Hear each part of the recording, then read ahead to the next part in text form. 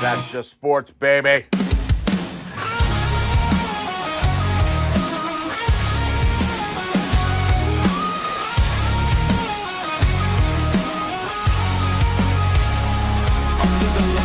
Crowd goes wild. Strawberry ice, bringing fire and style. Reds, Bengals, Bearcats, all in my zone. This is my stage, my mic, my throne. Boom, like a hammer, I'm breaking the game. Strawberry ice, you're gonna know my name. Sports Talk Thunder, hear the podcast roar. Cincy's line is kicking down the door.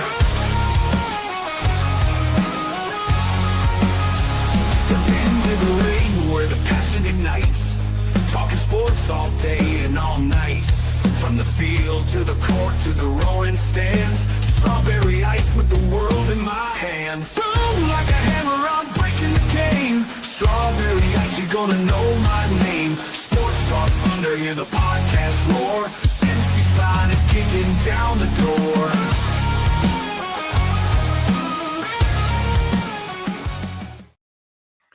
Hey guys, what's going on? Welcome to the show. This is Sports with Strawberry Ice. I'm your host, Ashman Jeff Trunapole. And as always, I bring you sports from a West Side point of view right here in the great city of Cincinnati, Ohio. And as you know, as always, I'm coming to you live from that ice cave. All right, shout out to my sponsors. They are Party Lawn and Landscaping for all your lawn and landscaping needs. You need your grass cut, you need shrubbery trimmed, I don't know, you need a paper patio, you need anything. I mean anything. Landscaping required. Think Party Lawn and Landscaping. Also, shout out to T Properties, quality housing for quality people.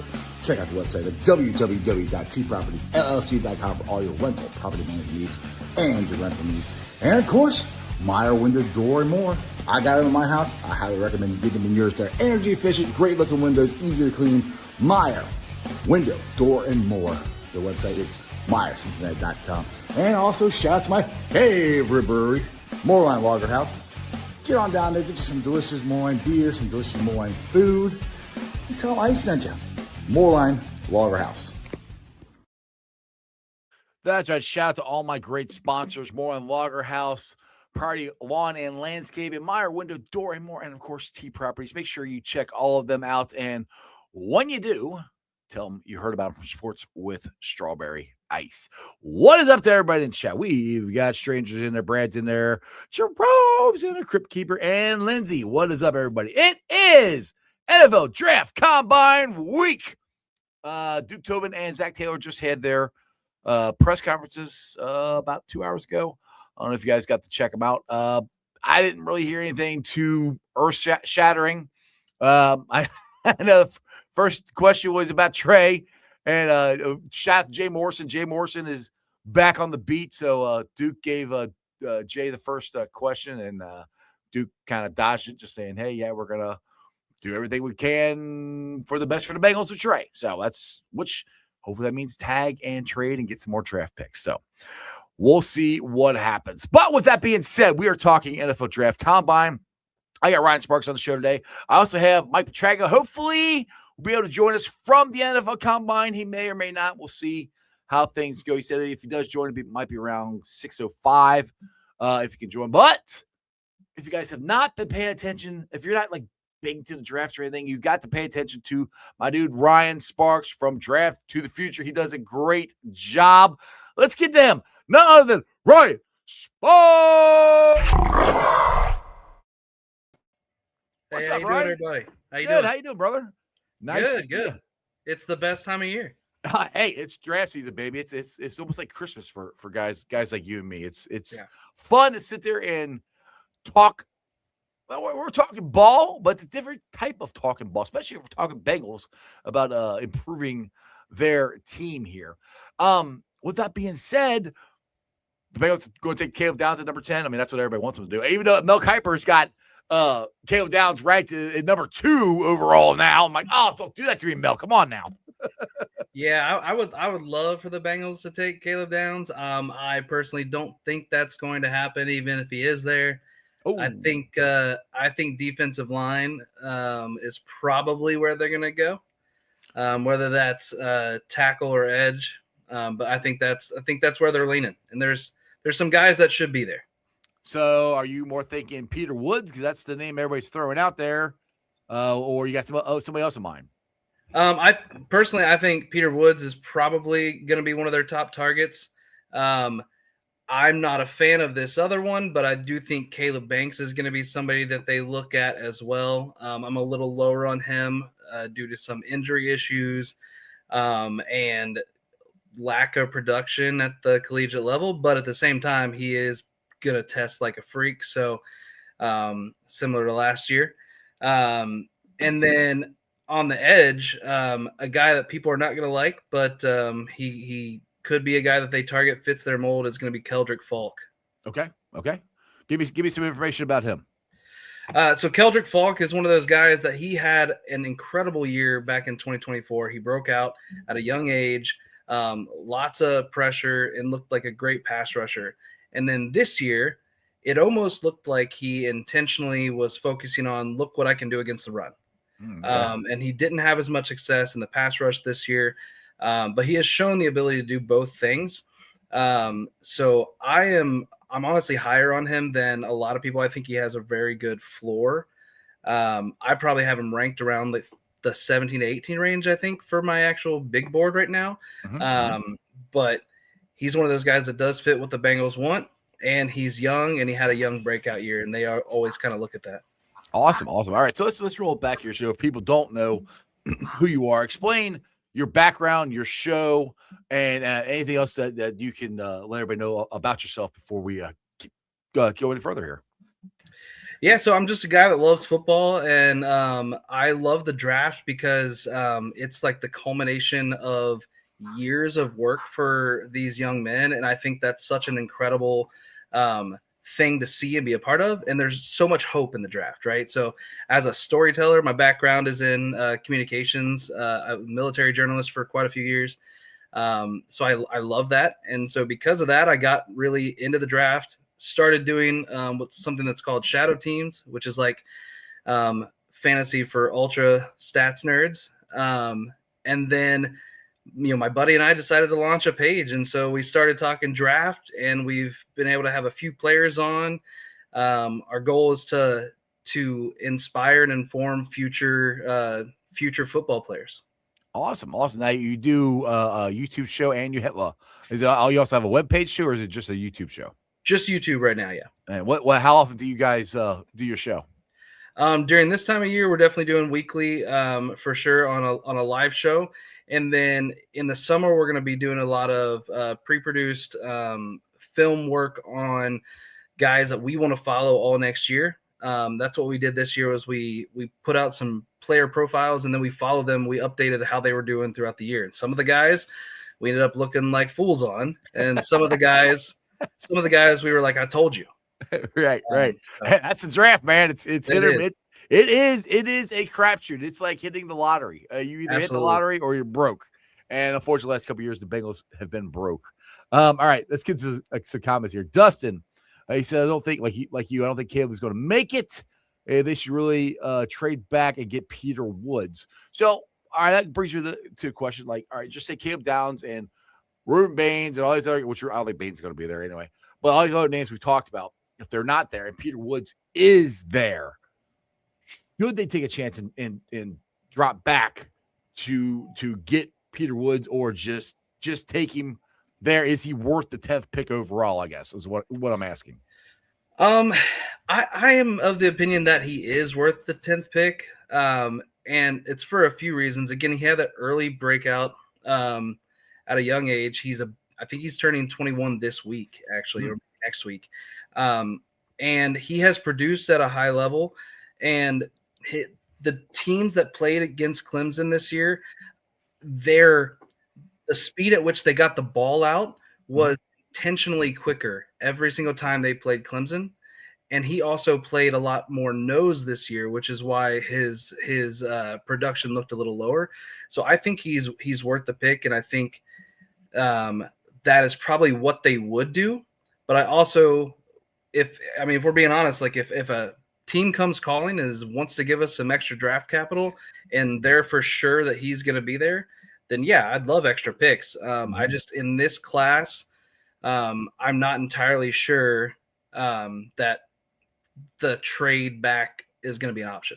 There you go. And now, is he a plug and play player in your opinion, or because when it first started, I started hearing his name, people are like, I don't know, he's more.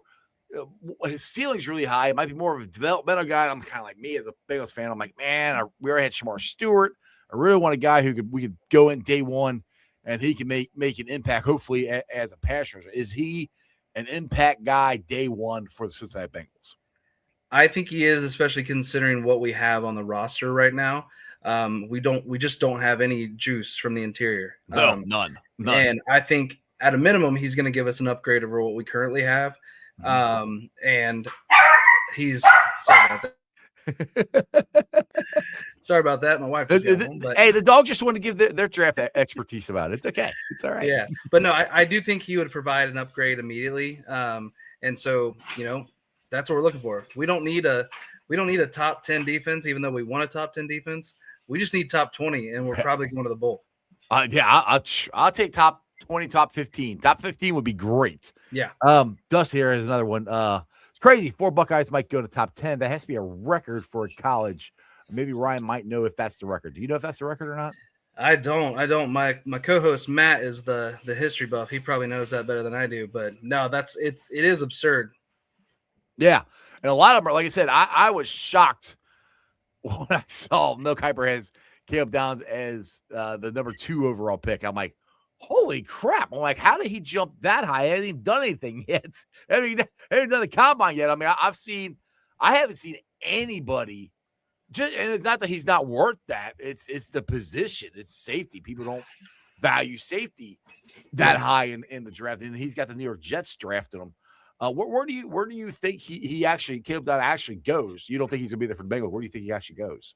I honestly think the Giants might end up taking him. Harbaugh wants a strong safety. He wants a guy that can, be that general on his team. So I could see that happening.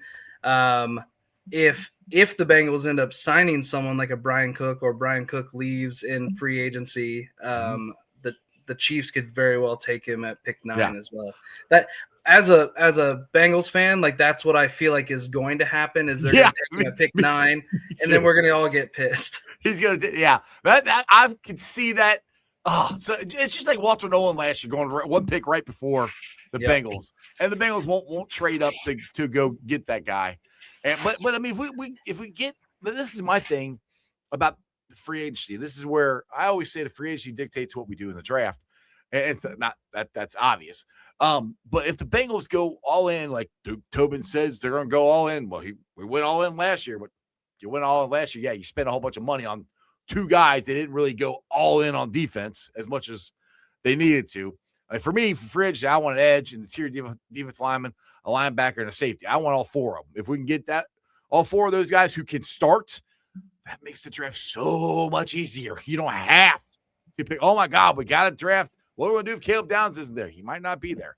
So that's where, to me, the draft really, you can really zero in on what the Bengals are going to do. But back to Cook, I would love it. He's a former Bearcat. If the Bengals sign him, that would be awesome. But that also might mean Caleb Downs goes to Kansas City. So we'll see what happens. Dustin here, another one. He's killing it here. I like it. He said, I think Sonny Styles is a real possibility at 10 as well. Now, I would be surprised if the Bengals took another linebacker in this draft because they took 2 last year. But what's your thoughts on Styles and the possibility of going to the Bengals at 10? That's my same thoughts pretty much, is that I'm worried that they will pass on the supremely talented player just because they took 2 guys last year. They're like, look, we took 2 last year. We trust our guys. We trust our process. But Sonny Styles to me is just on a different planet as a player compared to the guys we have on our roster right now.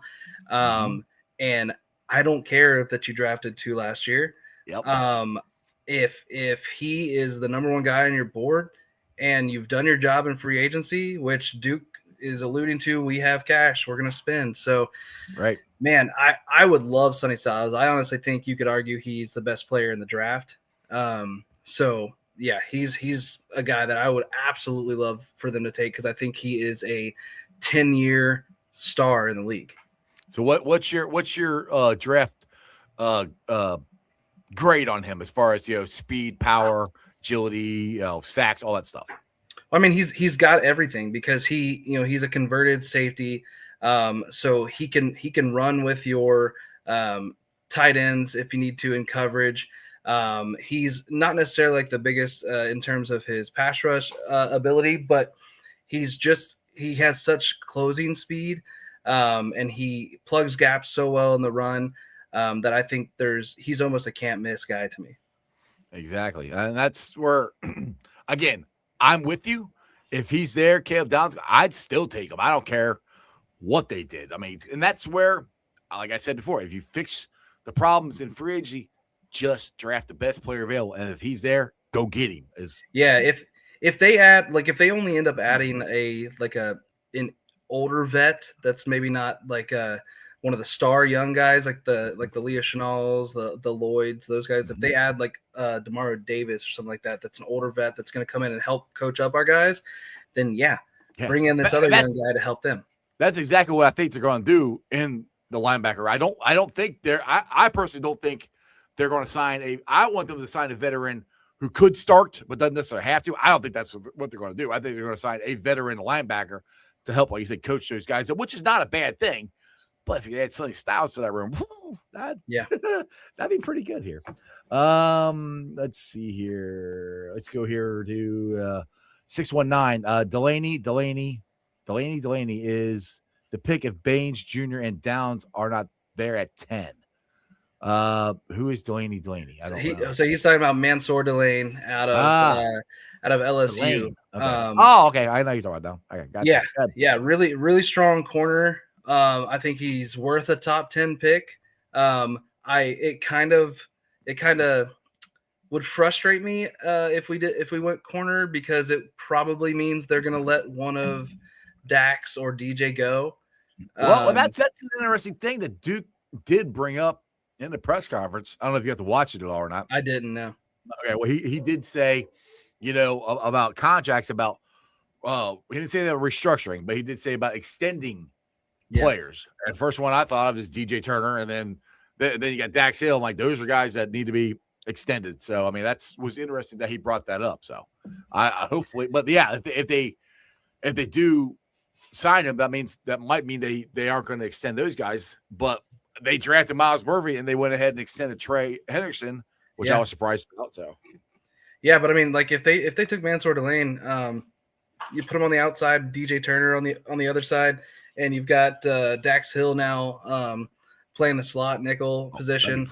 I mean, it would definitely be a floor raiser. He's a really, really solid player. But all the talk they keep saying, I think they're gonna go defensive line, even if it ends up being like a reach. I think that's what they'll do. Yeah, that's what I don't. None of us Bengals fans want them to reach for anything.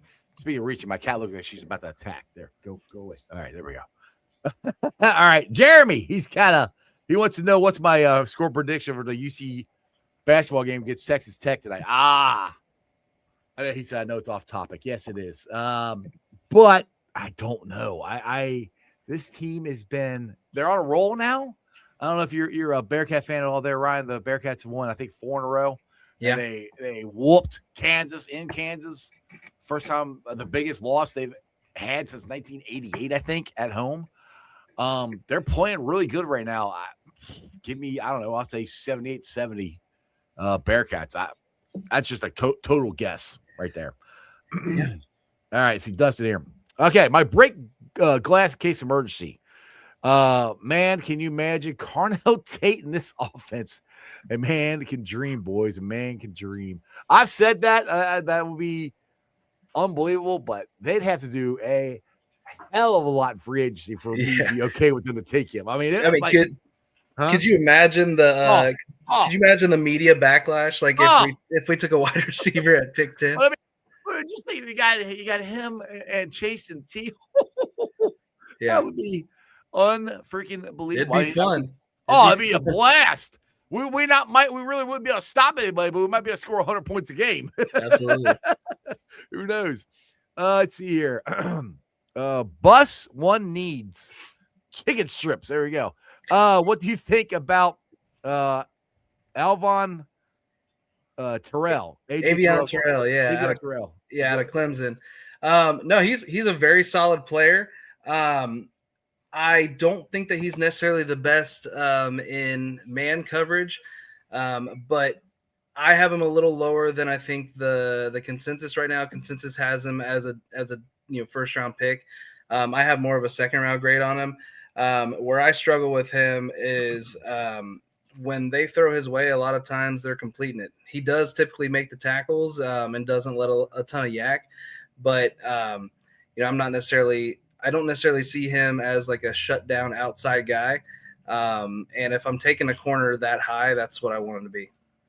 All right, got a couple more questions here. Keep it coming, Chad. I'll try to run through them if you guys got questions here. Rick the Rock. So I always call this man the Rock. Do you know who the Rock is, right? Everybody knows Absolutely. The Rock. Doesn't he look like the Rock? I see the picture. Yeah, that's definitely the Rock. It's got to be the Rock's brother or something, or maybe it's the Rock and his dad. I don't know. Anyway, but Rick the Rock here says, "What about getting the Giants defensive tackle Dexter Lawrence, T's old teammate?"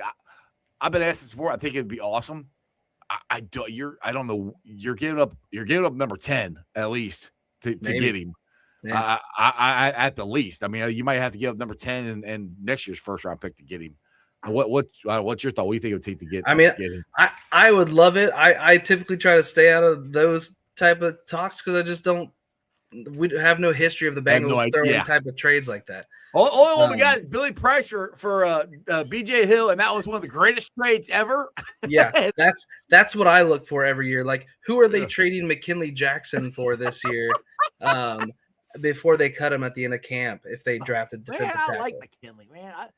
Can I ask you, what do you think was up with McKinley last year? Because I mean, once they started letting him play, he actually did pretty good.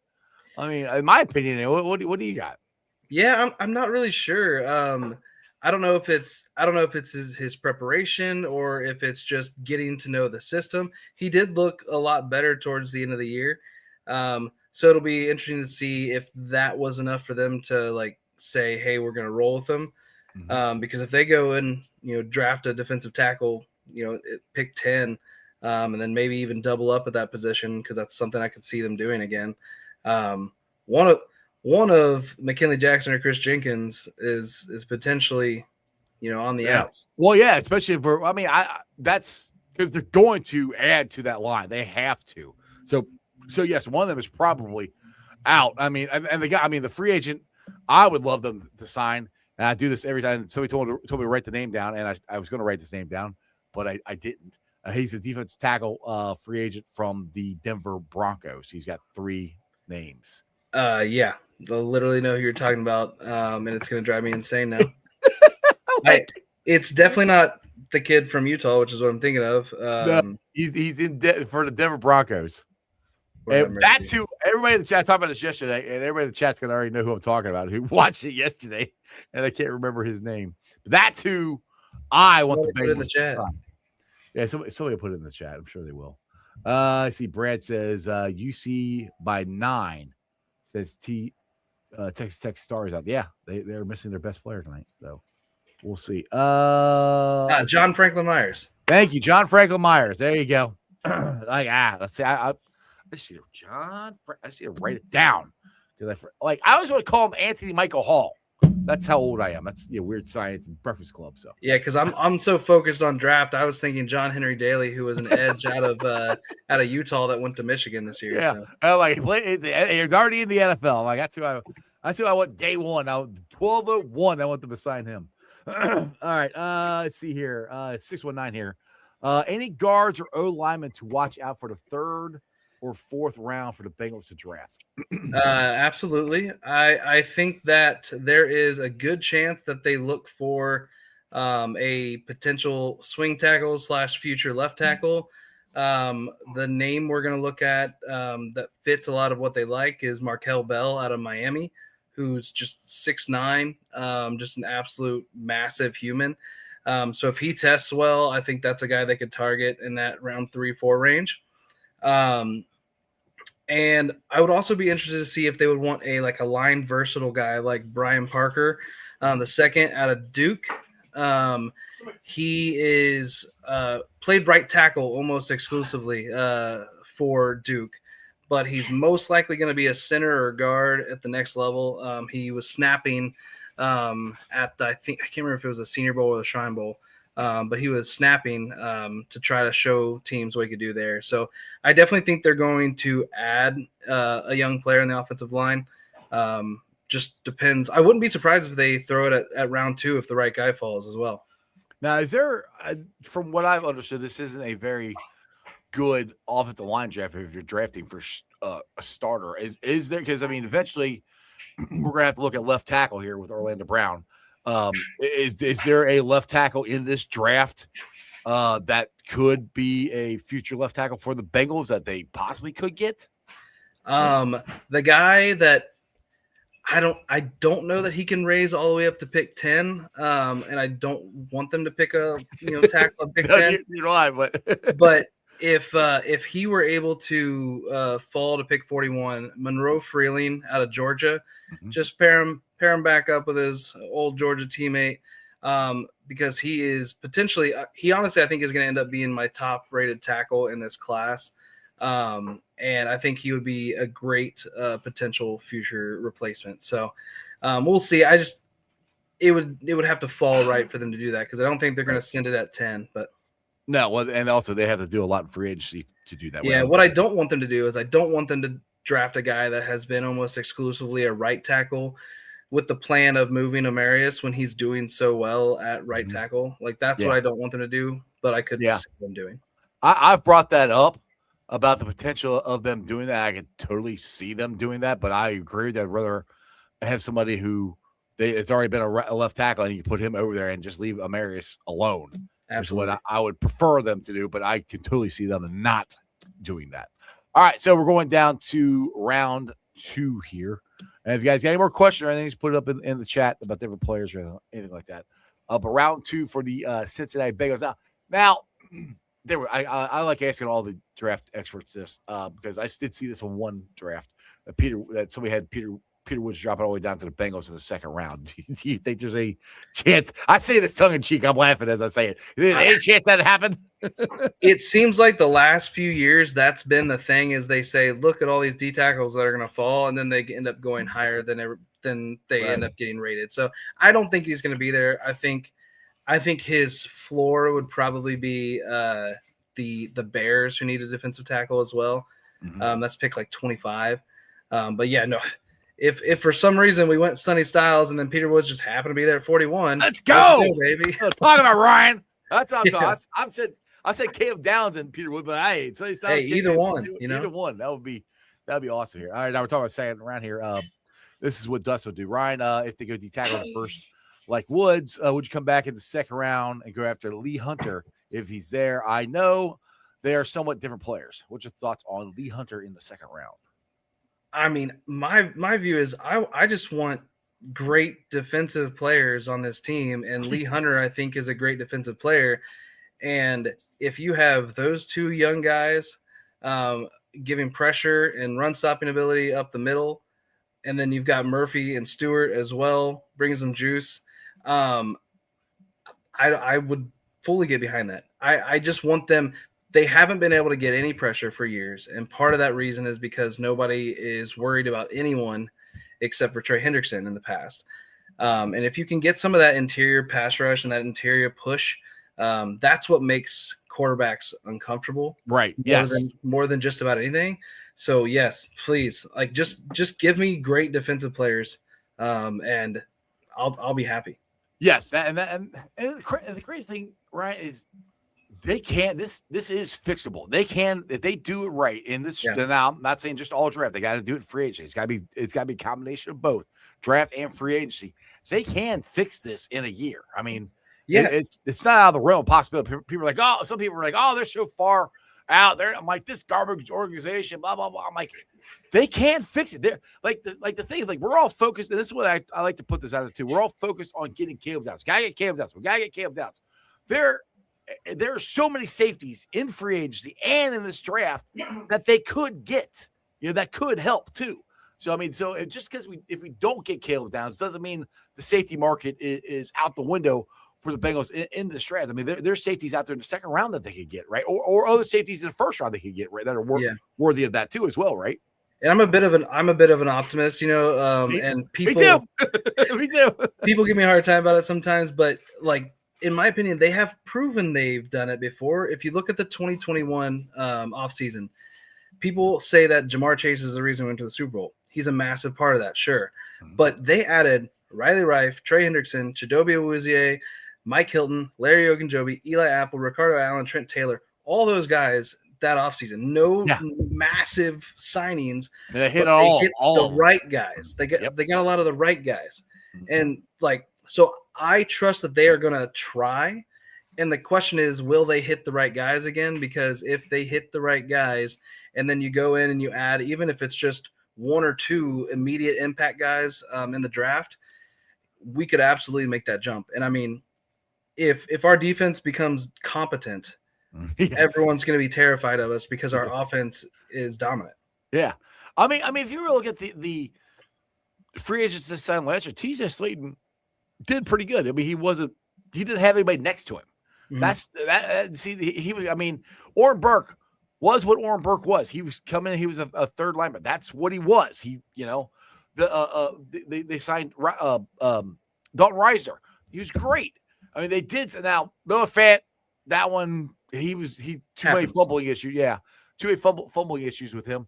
But for the most part, the guys they signed last year, they were pretty good. They didn't sign. The problem is they didn't sign enough of them. That was the problem with last year's offseason. They did not sign enough players to fix what they had. And I will never understand. I would love to get push credentials and ask Duke, why in the hell did you guys restructure Stone's contract, bring him back, and did not add safety last year? I can tell you, my mind. It's they spend like the cash versus cap is the thing for them, right? And so they spent a ton of the cash they had last year on our own guys. Right. Like that's who they spent all the cash on last year. So they didn't have as much to give on the outside. This year, they have the cash. Like they are going to sign people. Whether or not it's the guys we want, we'll see. But it's very clear they are going to spend some money. I just hope that they do it in a way that sets us up to where we can take the best player at every pick. Yeah, exactly. Yeah, that would be the best player, BPA. That's honestly, that's how you want to go into every draft. BPA. Yeah. Be able to do that. Real quick here. Do you think you can keep Trey and trade for Max? No. No. That would be awesome, but no. I mean, Trey Henderson, that bridge is burnt. They burned on it. They urinated on it. They crapped on it. They threw dirt over it. It's done. I don't think we might be able to trade Trey for Max maybe, but there's no way we can get both of them.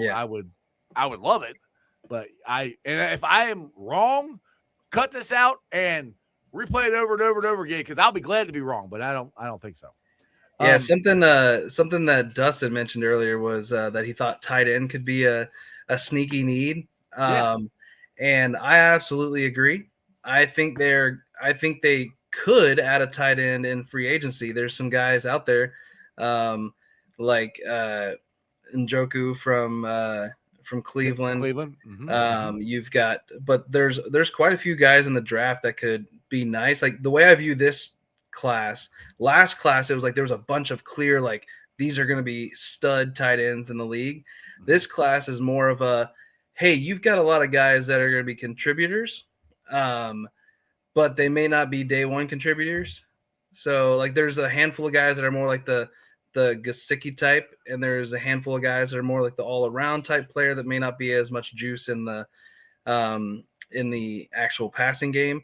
But it'll be interesting to see what they do. I could definitely see that being like a potential round 4 target, maybe even for sure day 3, like the back end of day 3. I could definitely see them taking one like a John Michael Gillenborg or a Tanner Koziel, something like that.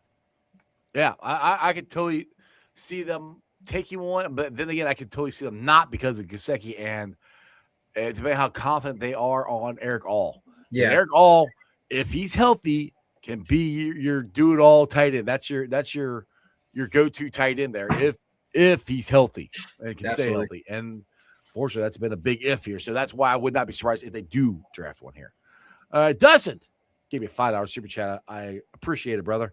I am less confident on the Bengals pick. I am more concerned on how they structure the roster, meaning maximizing money, right scheme, fits, etc. Yeah, I mean, and I know Trags and Skinny did a podcast about restructuring Burrow's contract, which is one that would be, and that was one thing that Duke did not mention is restructuring of contracts and how they've done contracts hasn't been the benefit of the Bengals as much as they could, especially that the T contract. But Joe's contract, I'm gonna keep telling everybody this. It's in the contract where Joe has already given them permission to restructure it. So they don't even need to talk to Joe. He already gave it to him. Yeah, that's one of the. I don't even understand at that point, like why it's not done. Right. I'm with you on that. I don't know why this should have they should have came out with this. Hell, the week after the season. Hey, we restructured Joe Burrow's contract because it's not going to affect Joe. He's still all it's going to do is get him money sooner. That's it. Yeah. That money is gone. They should have done that and signed Risner on the first day. Yeah. Yes, I agree with all of that. I don't know. And that's the thing is we're at the combine here, so teams are going to talk because that's what Duke did say about potentially re-signing Risner. I think that's also where the trade talks will hopefully heat up. But it depends on the thing is with this whole thing is with Trey. What I hope the Bengals did is they called up his agent and said, "Hey, we're going to tag Trey." But they don't have to, they don't actually have to go through. Just tell them we're going to tag them, and then sit there saying we're going to work on a trade. What teams you want to go to, yada yada yada. We'll try to work on it that way because then they come to an agreement. Then they can sign. That team can sign Trey, and then they can trade him there and get if we get a third or fourth round. I mean, we should get more than that for Trey. But if we get something for Trey, it's better than nothing. I just don't want to just let him walk, and I want to control where he goes. I don't want him going to Pittsburgh or Cleveland or Baltimore. I want him to go in the NFC is where I want to be. Yeah, absolutely. All right, stranger here. Do we got a better chance of getting Atkins to play for the Bengals than signing than Trey? Yes. pretty much we do. Jeremy, I love that top 10 one-handed catch completion, and we had 3 guys in the mix with T and 2 of them. Oh, I didn't see that one. Let's see. Here's one. Here's a tight end one. DJ, I like Oscar Delp, the best blocking tight end with receiver juice. What's your thoughts on Oscar Delp? Ooh, yeah, so cracking a beer open. I like it. Yeah, that's Oscar Delp out of Georgia. I think that his production looks worse because he did not. I just don't trust the Georgia quarterback Gunnar Stockton. I felt like so many times you just missed the guys. And so I think that's why his production was not as good as it could be. But, he's 6'5", 245. He is a great, great blocker. And I think with a quarterback like ours, he could absolutely be unlocked to a new level because, competent quarterback play is very important for a tight end because if you don't have a good quarterback that can hit guys over the middle, then tight ends kind of are pointless. Yeah, we don't have a good quarterback. We got a great quarterback. And I remember a couple of years ago, people were trying to argue, be like, Joe doesn't like throwing it to the tight ends. I'm like, if you're open, Joe Burrow will throw you the damn ball. I was like, did you see Thaddeus Moss at LSU? I mean, I wanted the Bengals to draft him. He looked so good with Joe throwing him the ball. You don't even have to be a good receiver as a tight end because he's going to just put it literally where right there. It's just going to go right in your hands. I look at remember the catch from Uzama, when it literally was just right there over his shoulder. Yes. Like he does that all the time. Yeah. Yeah. I mean, his timing, his mechanics, and his accuracy is uncanny. It's in my opinion, and I'm biased, he's the best thrower of the football in the NFL right now. Yeah. As far as not arm strength, accuracy, timing, and putting the ball where he wants it. He's the best. I agree. I think Stafford's up there, and there's a couple other guys that are up there, but the list is very few and far between. All right, so give me some names here. So we got the combine starting on Thursday or Wednesday. It's starting today. There's player interviews are already happening. Well, I meant the stuff we can watch. Yeah, the on the field stuff that comes in on Thursday. Yeah, I think Yeah. starting with some of the defensive line guys. So the stuff that we can watch on the NFL Network. Give me some guys that we haven't talked about that would be fun just to watch, and guys that possibly the Bengals could be drafting. First one, defensive tackle Grayson Halton out of Oklahoma. Might be the best pass rushing defensive tackle in the draft. And I think he's going to test out of this world. And if he does, I would not be surprised to see him at pick 41. Like if they go a different route. Okay. I have him around that range in my current big board. I think he's wildly underrated.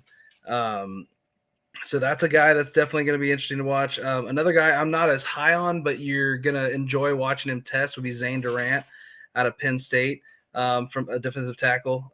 He is definitely got some juice as well. He's a crazy athlete. His production, he didn't finish very well a lot as a defensive tackle, but he's definitely got some skill there. Let's see in the edge room, I want to see guys like Gabe Akis out of Illinois. I want to see Denai Dennis Sutton out of Penn State. Those are guys that I could see the Bengals liking. Fit the size profiles. These are edges. Yeah, these are edge players. Okay. Past round 1 edge players. These are both guys that I could see us getting round 3 potentially. All right. So those are definitely good. And then obviously in the safety world, if we don't go downs, it feels like we're going to take a safety unless they go crazy and just add a bunch. Right. Which they could. There's going to be guys that are there in round 2, round 3. A guy that I think would fit what they like is Bud Clark out of TCU. He feels like he's been playing for about 17 years because he's just been making plays for so long. But he's like a ball hawk guy every time. Like can he tackle? He can definitely tackle. I've heard ball hawk, which I like ball hawk. I want to be a tackle. No, I really like him a lot. Another guy that I could definitely see them going after is AJ Halsey out of LSU. People are kind of mixed on him. I think he's the type of guy that you just chuck back deep and let him do his thing.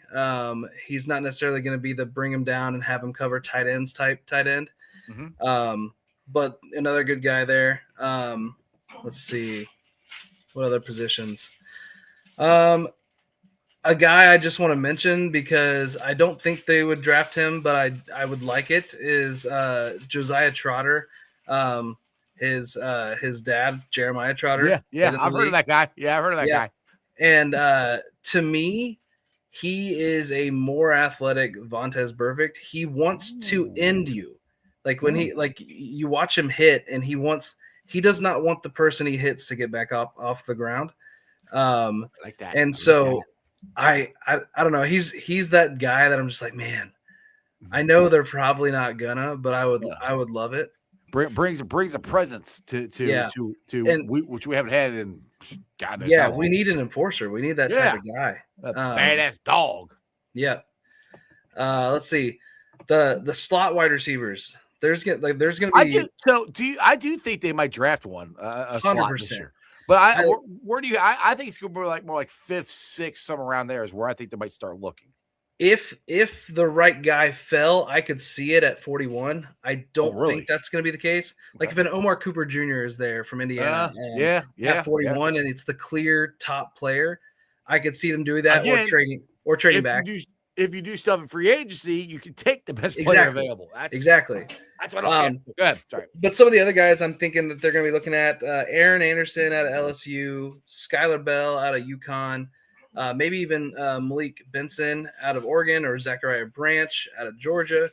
Those are some of the bigger names. our hometown guy, Cyrus Allen out of Cincinnati, is super underrated as well. He wasn't used very well in Cincinnati. Another hometown guy, Kendrick Law out of Kentucky, is pretty good. And then the last three, Eric Rivers out of Georgia Tech. Why a good wide receiver would transfer to Georgia Tech where they almost exclusively run, I don't know, but he did. Oh, didn't they run the triple option at one time there? Pretty much. And so he didn't have a great season, and that's partially why. But and then Brennan Thompson is probably going to be the speed guy at this draft. Like he might run the fastest 40 of anybody. And he's a speedy wide receiver out of, I think, Mississippi State. And then, going back to Clemson, we got Antonio Williams, which would be interesting as well. He didn't have his best season this year, but the talent is there. He was talked about as potentially a first-round guy this offseason. So now I always ask this to my draft guys here is how much, like as we were talking about the 40 times, and I always go back to John Ross, fastest guy in the draft, and he did not have a very long or productive NFL career. How do you take what you see on tape and mix it with what you see at the draft, or not the draft, at the combine? Because what they're doing at the combine is it's somewhat football moves, but it's really not. They are building themselves up to do really well at these drills for these combines. So how do you take that and film and mesh it together and get your grade or what you think of these guys? Yeah, so there's some historical metrics on some of these things that, like, if a guy doesn't meet these certain benchmarks, they're probably not going to do well at the league. So I look at that a little bit, but I think the way that I view the combine is I'm looking at their testing as a way to confirm what I saw in film or give me a reason to go back and look at the film. Like if a guy tests like horribly unathletic and I had a high grade on him before that, I'm like, okay, am I missing something? Are they using, like, did his defense use him in a way to mask some of those like deficiencies? So then I have to go back and look at those guys and reevaluate them because that's just what happens. And sometimes there's certain skills that are not, like the 40 time. I don't care about the 40 time for a lot of positions. I care more about their agility drills than anything. Right. Is there more of their to me, the more I've gotten into this, the more their agility and their twitch, their get off is more important than their 40 time. The 40 time looks cool. Yeah, they're fast. That's great. You want fast guys, but how fast can they get off the line? How fast, like a wide receiver? To me, how good are they in route running? Because I mean, you can not be the fast guy, but if you can really run a very good route tree, you're going to get open. So those are more things that I am no way a draft expert, but just in the more years I've gotten into it, looking at these things. Now, Crib Keeper here is bringing up our Bearcats here, Galladay, and then you got the Godfather. There's a couple other guys that are in the draft for the Bearcats. Where do you have who's the first Bearcat that can be drafted? And talk about some of the guys you think that are from the University of Cincinnati that might get drafted. Yeah, so Golday is my highest. I always call him Galladay. Golday. Yeah. He's my highest rated player for them. I don't know exactly where he is on my board off the top of my head, but I think he is going to be a force at the next level. He's really, really solid as a all around linebacker. He could maybe do a little better in the pass rush, but he plugs gaps really well. He swarms the ball, and his motor is absurd. So I think he's going to be a guy that is drafted probably at the latest day 2. Like I could see him going in round 1. I could also see him going somewhere in that like 40 to 50 range. So he's definitely a guy that's very high for me. I love Dante Corleone. So do I. I'm so frustrated with how the end of his career went because he struggled with injuries, which caused him to have weight issues. And so it's really frustrating. But if that frustrating end of his career ends up helping him fall to us at a good spot, I would love that. I think he's going to be an excellent NFL player because as far as I know, the blood clots and everything, there's no problems with it. They've had that. He's on the right medicine. At a minimum, I think he gives you a really strong nose tackle, run stuffing type guy. Earlier in his career, he showed a little bit more juice from the pass rush. Right. But I remember watching, even in the short spurt that he was healthy this year, I remember watching a game where he just like he long armed this guy and just like lifted him up and just and then he like was like, okay, thanks, now move on, and then tackled the running back. Here, I'm going that way. And so, I just love him as a player and just as a human. Like, you see the interviews that he does, and yeah. But I think interesting, potentially the second Bearcat drafted could be Cyrus Allen. I think he has a chance to raise his draft stock quite a bit. He's a really good route runner. He really is. He's got a lot of twitch, and I think he's good at getting separation. He didn't get the opportunities as much that he wanted probably at Cincinnati, but he made a lot of really good. He made the best of those opportunities when he did get them. So honestly, he's the guy. If I could pick one Bearcat for the Bengals to get, potentially like round 4 or round 6, that's the guy that I want, because I think him paired with Chase and T would be crazy. It would definitely be crazy, and I do. I think they've done well without an actual slot receiver the last couple of years, because it's opened up more for Jamar. But I do think they actually need an actual slot. But I don't think that's going to take away from Jamar moving around, because that's one thing. Before, when Brian Callahan ran it, it was T and Jamar on the outside and Tyler Boyd on the inside. It was like that, like every time. And then when Tyler Boyd left, that's when they started moving Chase around a lot more. And I love that aspect. And I don't want that to go away from the offense. I don't think it's going to. I think they unlock something with Chase doing that, because he can put him wherever. He can play all three spots. I mean, it's you can probably line him up in the tight end position. He might be able to block some guys. I don't know. he's pretty darn good. All right, DJ here, USA, which I love you, and I love the Hulk Hogan there icon. That's awesome. What's your opinion on Jacob Rodriguez? Yeah, he might have the best peanut punch of any person I've ever watched. His ability to put fist to ball, like when he's like, it's wild. You watch it. He had 7 forced fumbles this year, which is just crazy. I'm going to be interested to see how he tests actually quite a bit, because if he tests as a high-end athlete, I think he's going to go higher than he's currently projected, which is like round 3 right now, probably. But I love him. Like, I talked with a guy, a college player named Gideon Lamper this year on our channel, and he talked about how as a linebacker he wants to be able to play see ball, get ball. Just that's what he wants to do. And that's what I felt like it was with Jacob Rodriguez, is he was going to find the ball and get to the ball every single play. And so I have a really high view of Jacob Rodriguez, and would love to see him on the Bengals if they end up, trying to swing a potentially late day 2, early day 3 guy, but we'll see where he goes. Yeah, I mean, as a Bearcat and a Big 12 fan, I couldn't stand him because he was really good. But I mean, that is no disrespect. He would look awesome in stripes. I respect the hell out of his game and his life and his wife. His wife's a badass. She's an Army Ranger, I think, or a helicopter pilot. So that right there is even cooler. All right, we got a 499 super chat from MB34021. Have you watched Gerald McCoy tape? Talking heads are saying he's the best prospect. Hips, like Shriek Guy Corner. That's probably one of the best descriptions of hey, those are some good hips. I like those hips.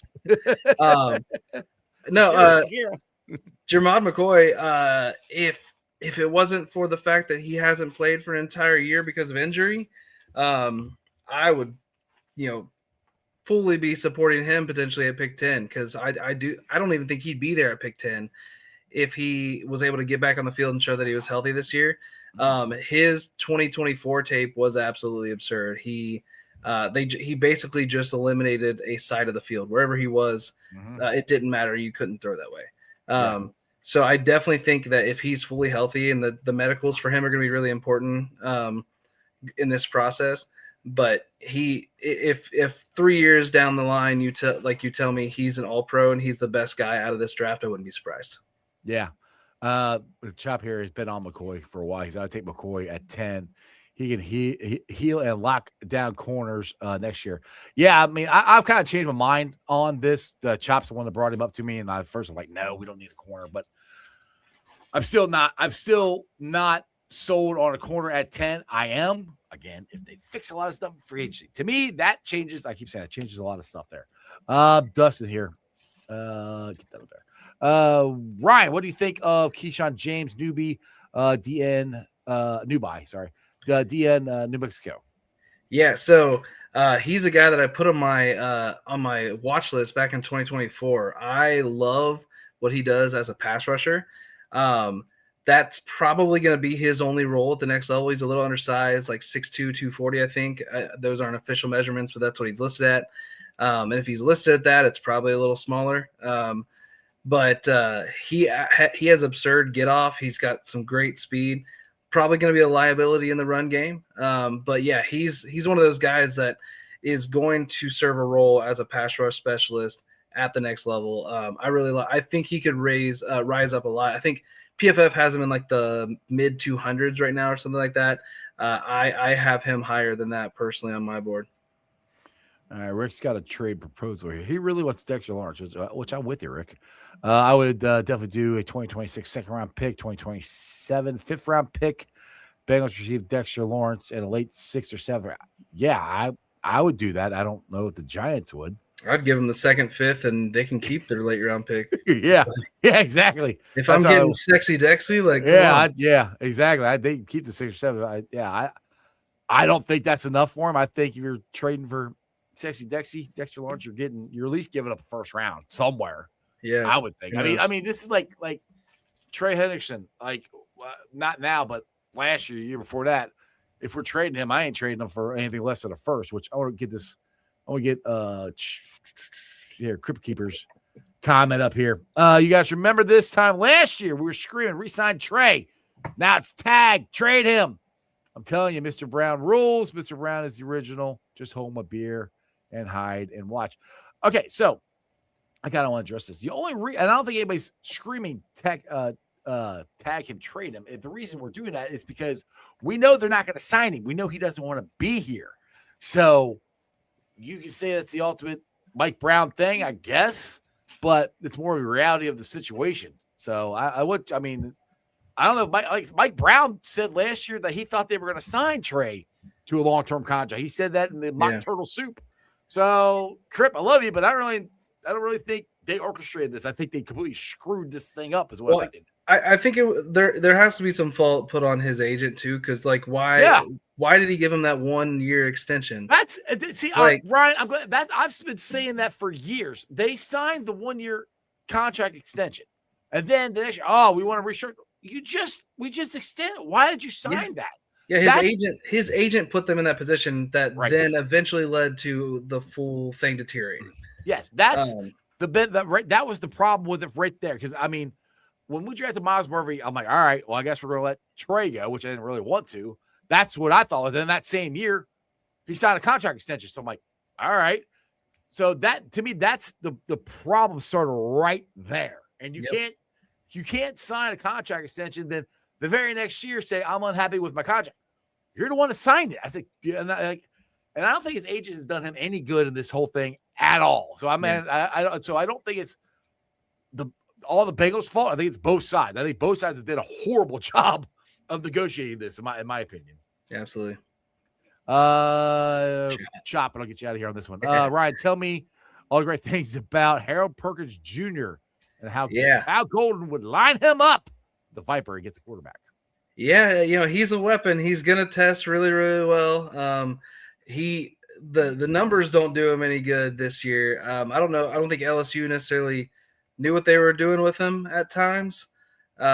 He struggled, finishing tackles this year. But there's no question that if you get him into the right system and use him as this like versatile, like just piece that can rush the passer and give you some juice in that way. Yeah, absolutely. I don't think you're going to have to spend a day 1 or day 2 pick on him. So if I'm talking about getting a linebacker that has extreme upside, like day 3 is where you swing. Like historically, most teams it's around 2.5 to like 2, like the average is 2 to 3 starters. I think it's 2.6 or something like that. So that means on average, each draft, a team is getting 2 starters. A good team is getting 3 starters. So if you can get a contributor on day 3, I'm good. Yeah, and I heard all about this Viper. This I'm not good enough at the scheme stuff to even really know how that would work. But I've heard about this Viper thing all off season last year, and I never really saw anything from it during the season. But maybe hopefully this year that'll change. Ryan, you've been up for exactly an hour. I appreciate it. We're going to have to do this. We're going to have a draft show. You're going to join me April 10th, I think is when we're doing it. Yeah, I think so. Yeah. We're going to be on for like 3 hours. So we're going to do a draft show with the draft professor. It's going to be a lot of fun. You, me, and Parker Blake are going to be on here. So I can't wait for that. And we're going to be we're going to be the war room for the Cincinnati Bengals. We are going to be drafting unofficially for the Cincinnati Bengals on what we think they would do. It's gonna be a lot of fun. I can't wait for it to happen. And we're getting close to draft season here, or getting close to the draft. We're getting close to free agency, man. Yes, sir. It's a great time of year. Ryan, it's been a lot of fun have you on the show again. Make sure you plug some stuff before I let you go. I really appreciate it. Yeah, hey, if you could head over to Draft of the Future on YouTube, give us a follow. We just dropped probably a late round or UDFA interview with a guy named Cameron Stewart out of Temple, who's got some pass rush juice. We interviewed Navy defensive tackle Landon Robinson, which some of you may have seen on Bengals and Brews just the other day. And we interviewed Gideon ESPN Lamprin, who is now at Colorado as well, former Bowling Green guy out of my alma mater. But, we're storytellers. We've got a couple other interviews with players lined up, potentially even a Bearcat too. So keep an eye out. That's what we're trying to do, is just tell the story of these young players that are just pursuing their dreams. Awesome. I'm definitely going to have to check those out. And I have to start picking your brain how you getting these players on there. I might have to try to get some of these players on too, because I would love to, especially some Bearcats. I'd love to interview them. Ryan, I appreciate it, man. We'll definitely have to do this again. I'll get you back on before April 10th. You're one of my draft guys now, so trust me, I'll bug the crap out of you and get you on here, all right? Take it easy, brother. All right, have a good one. See ya. All right, guys. As always, I hope you guys enjoyed that as much as I did. Go check out Ryan on his show, Draft to the Future. He does a great job there. He's also on the Draft Professor. He does shows on there as well. So make sure you guys check them out. Jim, the Draft Professor, is going to be on again tomorrow, and we're going to be doing a long show again. So we're starting at 2:30 in the afternoon. He has another guest on there with him, and they're going to do another. I think they're going to do like a snake draft this time. And it's probably going to give me a headache and take me off, and yeah, it'll be a lot of fun. But make sure you guys mark your calendars. Tomorrow show is at 2:30. All right, shout out to my sponsors. They are Party Lawn and Landscaping for all your lawn and landscaping needs. You need your grass cut, you need shrubbery trimmed, I don't know, you need a paper patio, you need anything. I mean anything. Landscaping required. Think Party Lawn and Landscaping. Also, shout out to T Properties, quality housing for quality people. Check out the website at www.tpropertiesllc.com for all your rental property management needs and your rental needs. And of course, Meyer Window, Door, and more. I got them in my house. I highly recommend you get them in yours. They're energy efficient, great looking windows, easy to clean. Meyer Window, Door, and more. Their website is MeyerCincinnati.com. And also shout out to my favorite brewery, Moorline Lager House. Get on down there, get you some delicious Moorline beer, some delicious Moorline food. And tell them I sent you. Moorline Lager House. As always, shout out to my great sponsors of the show, Moorline Lager House, Party Lawn and Landscaping, Meyer Window, Door, and more. And, of course, T Properties. If you contact any of them, which I highly recommend you do, go tell them that you heard about it from Sports with Strawberry Ice. But as always, thanks for watching. I've been live streaming on Facebook, X, YouTube, Twitch, Instagram, along with Threads and TikTok. You follow me on all those. And please check out my Substack. I do write some articles on there from time to time.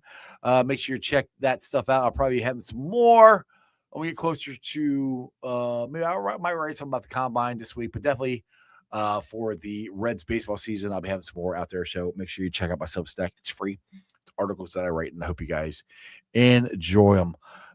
Do me a favor. Check out the podcast. It's on BeanPod, Apple, iTunes, Spotify, Google, Stitcher Play. Pretty much wherever you get your podcast. Do me a favor. Let's do it. Rate it, like it, review it, leave a 5-star review and a comment so more Cincinnati fans can find my podcast. Other than that, I'll see you guys tomorrow. Like I said, back at 2:30 tomorrow with the draft professor, Jim, the draft professor. We're going to be doing a snake draft, is what I think he said we're going to do. So I think you guys have enjoyed the last couple of shows I've done with Jim. And it's just a different, unique way to look at the draft and just get some more players' names out there that you may or may not have heard. But remember one thing and one thing only, as always, that is Who Dey for life. And everybody throw it up. That's just sports, baby. By the way, AJ Styles forever. He's going to the WWE Hall of Fame. I love it. See ya! Another great show. You guys still here? The show's over. You can come back tomorrow. I'm out of here. See ya.